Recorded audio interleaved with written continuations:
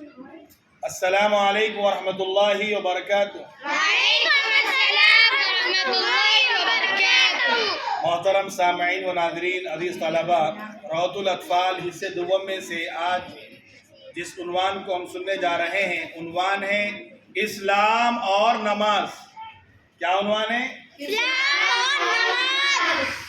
جیسے کہ ہم سب جانتے ہیں کہ مسلمان وہ ہے جو اسلام کو مانے، اور یہ بھی ہم پڑھ چکے ہیں کہ اسلام کو ماننے کا مطلب یہ ہے کہ سب سے پہلے آدمی دل کے یقین کے ساتھ زبان سے اقرار کر کے ہمارا معبود اللہ تعالیٰ ہے یہ کہے، یعنی انسان کو چاہیے کہ وہ سب سے پہلے یقین کریں اور زبان سے اقرار کریں اور یہ کہیں کہ ہمارا معبود اللہ تعالیٰ ہے، اس کے سوا دوسرا کوئی عبادت کے لائق نہیں ہے، اور حضرت محمد صلی اللہ علیہ وسلم اللہ کے بھیجے ہوئے رسول ہیں۔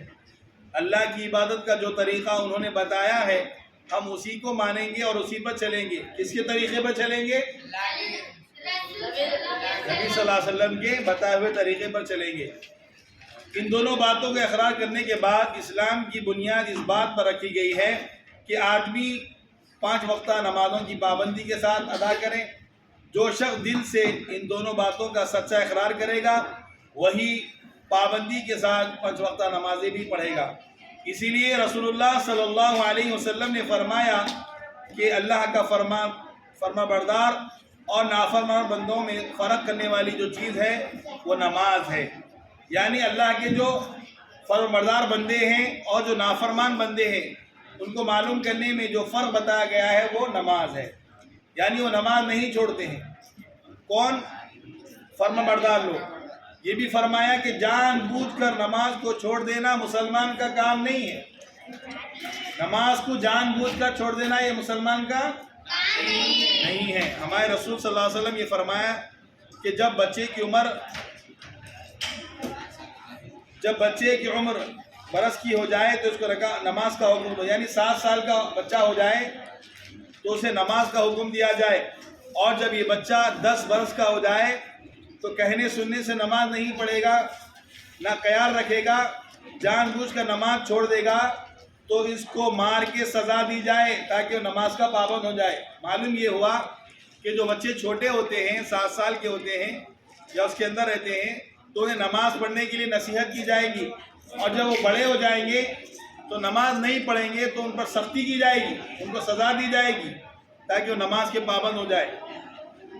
ہمارے رسول صلی اللہ علیہ وسلم نے نماز کی کیسے تاکید فرمائی، اس لیے نماز کا ہمیں بہت دھیان رکھنا ہے۔ ایسا نہ ہو کہ ہم کھیل کود میں لگ جائیں، اپنے کام کاج میں لگ جائیں اور نماز کو بھول جائیں اور نماز کا وقت چلا جائے۔ لہذا اس بات کا ہمیں خیال رکھنا چاہیے، نماز کو وقت پر ادا کرنا چاہیے۔ جیسے اللہ سبحانہ وتعالیٰ نے فرمایا ان الصلاۃ کانت علی المؤمنین کتابا موقوتا، اللہ سبحانہ وتعالیٰ نے نماز کو اس کے مقررہ وقت پر پڑھنے کا ہمیں حکم دیا ہے، اور ایسے ہی بتایا گیا کہ صلو کما رأیتمونی اصلی، نماز ایسے پڑھو جیسے مجھے پڑھتے دیکھا ہے۔ کس نے کہا یہ؟ اللہ کے نبی صلی اللہ علیہ وسلم نے۔ آگے کے سبق میں ہم وضو کا طریقہ، نماز کی سنتیں، نماز کے اوقات انشاءاللہ آپ کے سامنے رکھے جائیں گے۔ جیسے نماز کے لیے اذان دی جاتی ہے اور اقامت بھی کہی جاتی ہے نماز قائم کرنے کے لیے، اور نماز سے پہلے ہم طہارت سے فارغ ہوتے ہیں۔ آپ نے الحمدللہ نماز کا طریقے سے پہلے طہارت اور وضو سارے مسائل فقہ کے ذریعے معلومات حاصل کیے۔ قرآن و حدیث کی روشنی میں آپ کو بتایا گیا کہ کیسے طہارت حاصل کی جاتی ہے، کیسے وضو کیا جاتا ہے، کن باتوں کا خیال رکھنا چاہیے۔ الحمدللہ ساری باتیں بتائی گئی، اور پریکٹیکل طور پہ بھی نماز کا طریقہ بتایا نہیں بتایا گیا؟ الحمدللہ۔ تو وضو کرنے کا طریقہ کیا ہے؟ دل میں وضو کی نیت کریں، وضو کی دل میں نیت کریں، زبان سے نیت نہیں کریں گے، اور وضو شروع کرنے سے پہلے کیا کہیں گے؟ بسم اللہ۔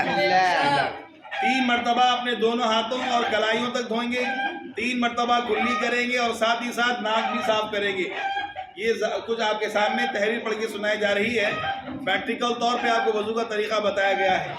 3 مرتبہ چہرہ دھوئیں گے, 3 مرتبہ کوہنیوں تک ہاتھ دھوئیں گے, اور 3 مرتبہ سیدھا ہاتھ اور 3 مرتبہ بایاں ہاتھ. سر کا مسح کریں گے جو آپ کو بتایا گیا ہے.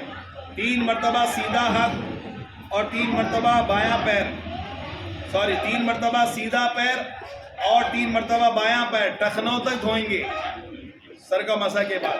پھر وضو کے بعد کی دعا پڑھیں گے. نماز کے اوقات: فجر کی نماز کا وقت فجر صادق سے لے کر سورج کے طلوع ہونے تک ہے. ظہر کی نماز کا وقت سورج کے زوال ہونے کے بعد سے لے کر انسان کا یا سایہ اس کے برابر ہونے تک ہے. عصر کی نماز کا وقت انسان کا سایہ اس کے برابر ہونے سے لے کر انسان کا سایہ اس کے دگنا ہونے تک ہے. مغرب کی نماز کا وقت سورج غروب ہونے سے لے کر شفق کے غائب ہونے تک. عشاء کی نماز کا وقت شفق کے غائب ہونے کے بعد سے لے کر 1/3 رات تک ہے. تمام نمازیں اول وقت پر پڑھنا افضل ہے, سوائے عشاء کی نماز تاخیر سے پڑھنا افضل ہے. فرض نماز اور سنت مؤکدہ کی تعداد کیا ہے؟ پہلے آئیے نمازوں کے نام یاد رکھیں. نمبر 1 فجر, ظہر, عصر, مغرب اور عشاء. اب ان نمازوں کی جو رکعتیں فرض ہیں اس کی تعداد کیا ہے؟ فجر کی کتنے رکعت ہیں؟ ظہر کی 3, عصر کی 4, مغرب کی 4, مغرب کی 3, ذرا سوچ کے بولی. ہاں, مغرب کی 3, عشاء کی 4, جملہ کتنے رکعت ہوئے؟ 17 رکعت فرض ہے, اس کو پڑھنا بہت ضروری ہے. اس کے بعد ہے سنت مؤکدہ. سنت مؤکدہ کی بہت زیادہ فضیلت آئی ہے. پیارے نبی صلی اللہ علیہ وسلم نے فرمایا کہ جس نے فرض نمازوں کو پڑھا, فرض نمازوں کے پڑھنے کے ساتھ ساتھ یہ سنت مؤکدہ پڑھے گا تو اس کے لیے جنت میں گھر بنایا جائے گا. کیا آپ نہیں چاہتے کہ آپ کے لیے جنت میں گھر بنایا جائے؟ چاہتے ہیں. آئیے میں اور آپ اس کی پابندی کریں. فجر کی نماز سے پہلے 2 رکعت اور ظہر کی نماز سے پہلے 4 رکعت اور ظہر کی نماز کے بعد 2 رکعت. عصر میں سنت نہیں ہے. پھر مغرب کی نماز کے بعد 2, عشاء کے بعد 2. تو جملہ کتنے رکعت ہوئے؟ 12 رکعت. 12 رکعت. سنت مؤکدہ کتنے ہیں؟ 12 رکعت. 12 رکعت ہے, اور ان 12 رکعت کو ہم پڑھیں گے تو فائدہ کیا ہوگا؟ جنت میں گھر بنے گا, ہمارے لیے گھر بنے گا, گھر بنایا جائے گا. تو لہٰذا یہ مختصر سی بات آپ کے سامنے رکھی گئی ہے اسلام اور نماز کے بارے میں. اللہ رب العالمین سے دعا ہے اللہ تعالیٰ مجھے اور آپ کو صحیح معنوں میں نماز کو سمجھنے اور اس پر عمل کرنے, 5 وقتہ نمازوں کو جماعت کے ساتھ مسجد میں آ کر اول وقت میں ادا کرنے کی توفیق عطا فرمائے. آمین. آمین یا رب العالمین. اور پیارے نبی کی سنت کے مطابق نماز پڑھنے کی توفیق عطا فرمائے. آمین. آمین یا رب العالمین. جزاکم اللہ خیر. والسلام علیکم ورحمۃ اللہ وبرکاتہ.